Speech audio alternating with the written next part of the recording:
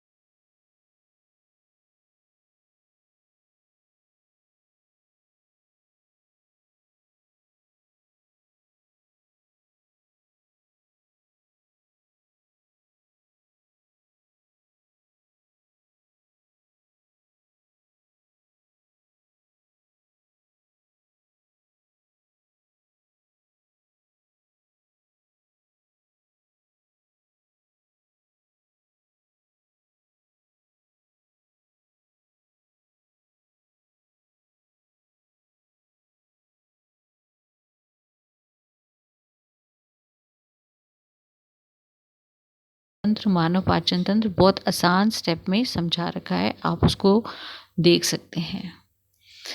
तो बच्चों ये थी आज की आपकी वर्कशीट। उम्मीद करती हूँ आपको समझ आई होगी, और अगर सच में समझ आई है बेटा तो इसको लाइक करो, शेयर करो, और जिन बच्चों ने अभी तक चैनल को सब्सक्राइब नहीं किया है वह सभी चैनल को सब्सक्राइब करें। थैंक यू बेटा।